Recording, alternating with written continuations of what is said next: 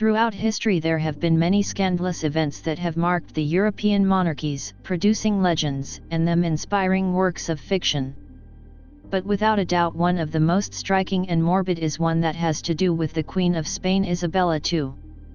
Isabella of Bourbon was the eldest of the two legitimate daughters of King Ferdinand VII, and as such, she was born as Princess of Asturias, the title reserved for the heir or heiress of the Spanish crown, Spanish equivalent to Prince or Princess of Wales.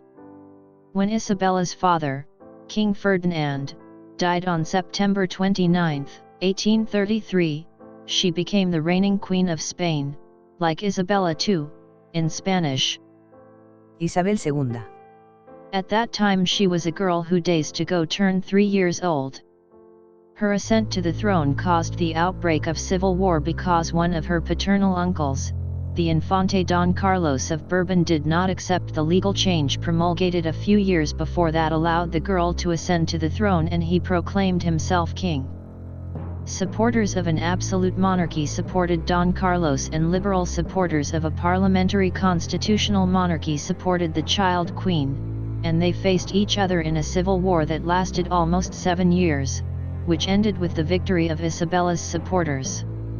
At the end of the war, Isabella's liberal supporters divided into two political parties, the Moderate Party, which was more conservative, and the Progressive Party, which was more liberal or progressive.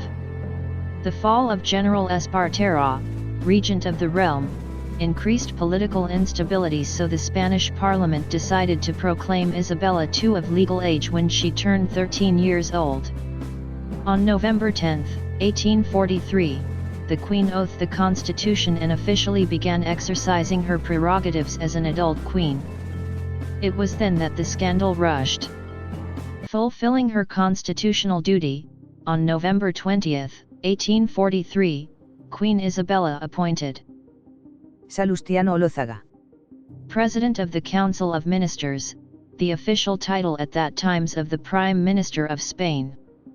The new Prime Minister was a politician from the Progressive Party, a 38-year-old man with a certain reputation as a womanizer, who had been the Queen's tutor when she was 7 years old.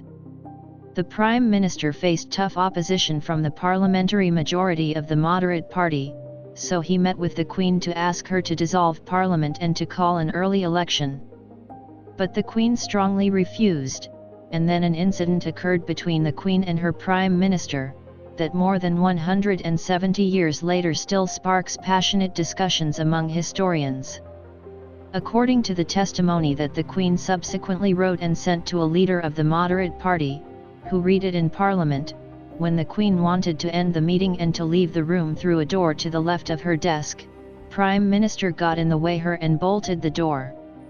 Then, according to the Queen's testimony, he grabbed her dress and made her sit down, and then grabbed her hand and forced her to sign the decree of dissolution of Parliament and call for an early election.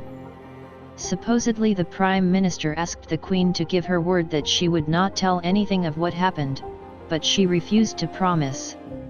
The incident occurred the night of November 28, 1843, and the next day the Prime Minister resigned, just 9 days after being appointed, but his successor would not be appointed until December 5 and would be precisely the leader of the Moderate Party to which Queen wrote to tell him about the incident. Meanwhile, the rumors were running at high speed, and it was said that much more had happened than the Queen had narrated. The most extreme versions claimed that the Prime Minister had raped the Queen, that the 38-year-old politician had deflowered the 13-year-old girl. Olózaga proclaimed his innocence, but the same day he resigned he fled to Portugal and from there to France, which would be a sign that something very serious had happened, and he feared being sentenced to death.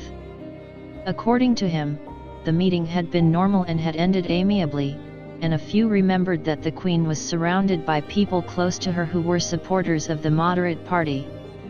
In fact, the locks on her bedroom doors that the Queen said he had locked never existed, so at least in that, she lied. The versions of the incident are several. One would be that the Prime Minister used moderate physical violence, but only to force the Queen to sign the decree, and there were no sexual acts. Another version would be that the Prime Minister forced the Queen to perform sexual acts, but that they did not go so far as to be a full sexual relationship.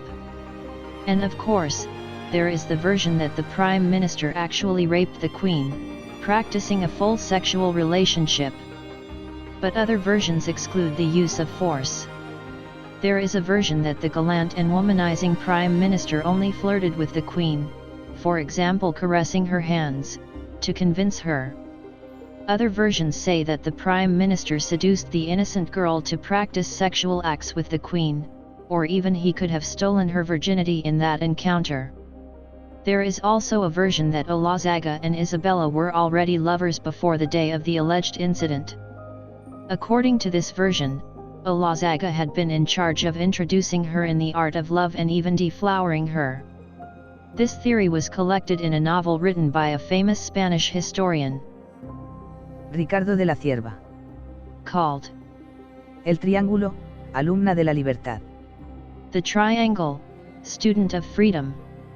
In that case that the Queen has been seduced by her gallant Prime Minister, it is speculated that the Queen was pressured by the Marchioness of Santa Cruz, who had been her governess and was a spy for the moderate party.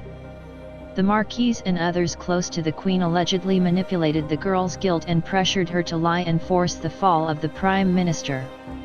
Those who believe that there was indeed sex between the Queen and her Prime Minister, point out the Queen's fondness for sexual promiscuity that manifested itself very soon, and that it could have its origin in an early sexual initiation, whether consensual or forced. Less than 3 years after the incident with Olazhega, she was forced to marry a cousin of hers, on the same day that she turned 16 years old. Her husband was gay, but she had many lovers and some of her lovers were almost certainly the true fathers of her children, although they were officially her husband's children. Many believe that her initiation at 13 years old was one of the causes of that promiscuity that she practiced most of her life, and that was one of the causes of her unpopularity, which ended in her overthrow by a revolution. For his part, Olazhega returned from exile to Spain the year after Isabella's marriage and lived without problems under her reign. He would die a few decades later as Spain's ambassador to France. It will never be known for certain that it happened that night that the Queen and her Prime Minister were alone in the Queen's bedroom. It will never be known if the Queen suffered sexual and/or physical violence, or if she was seduced by a man very much older than her and had a consensual relationship, or if there was never a sexual nature in the relationship between the girl and her former tutor. The role played by a political conspiracy to execute a kind of coup d'état without blood or gunfire will never be known. But the scandal continues to this day.